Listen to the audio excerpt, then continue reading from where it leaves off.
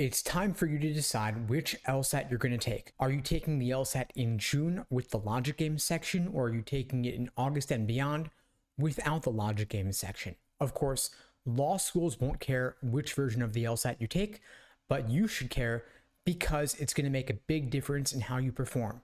If you love logic games, if you're scoring great on them, and you don't like logical reasoning, and you've already been at this for a while, I would, of course, recommend that you take the LSAT in June. I would nail logic games, aim for perfection on that section. So again, you're going for the June LSAT if you're either amazing in logic games, terrible at logical reasoning, or both.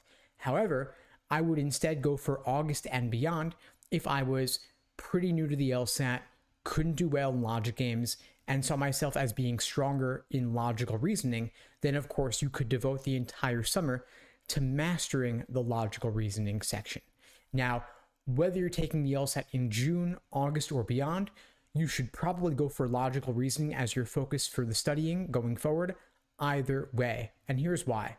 If you're taking the LSAT in June, you probably like logic games, or else why wouldn't you wait to take the LSAT in August or beyond after they remove the logic games section? This means you probably don't love logical reasoning, at least not as much as you love logic games.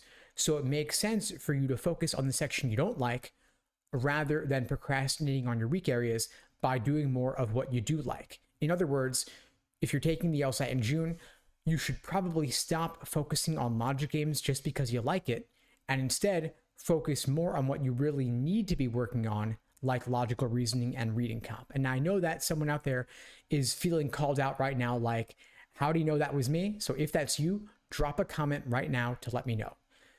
So we've established here that if you're taking the LSAT in June, you're going to want to focus on logical reasoning because you need the work there more than you need it in logic games.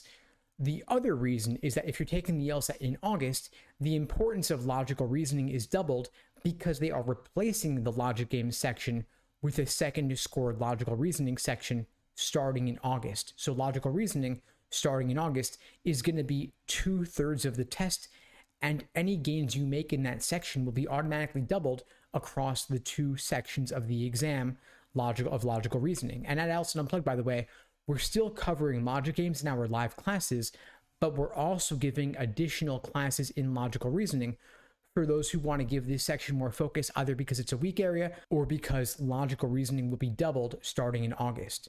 So to that end, I'm going to share 3 quick wins for logical reasoning you can implement right away to give yourself a big boost in your score. One is that you want to make sure that you are crystal clear on the difference between necessary assumption questions and sufficient assumption questions. They both might use the word assumption in the question stem, but they are asking for radically different things. This is a quick win that can give you an easy boost in your score. It's low-hanging fruit for a lot of students who are confused because a lot of prep companies mistakenly conflate the two types under the catch-all category of assumption questions, when in reality they are asking for very different things. Similarly, you also want to make sure that you are clear on the difference between must-be-true questions and most strongly supported questions. These both fall within the umbrella category of inference questions, but again, they are asking for very different things. Finally, a lot of students have difficulty with weakened questions in logical reasoning because they fail to recognize that weakening an argument does not necessarily mean that you have to destroy the argument. So consider, what is the bar you have to meet in order for an answer choice to fulfill the objective of the question stem. So as always, there are 15 different types of logical reasoning questions, and you want to make sure that you understand the proper perspective from which to view each question type. Now, not all of these 15 question types show up in equal proportion. However, some are more frequent than others, and you want to make sure that you master the most common types of logical reasoning questions before dealing with the ones that hardly ever show up.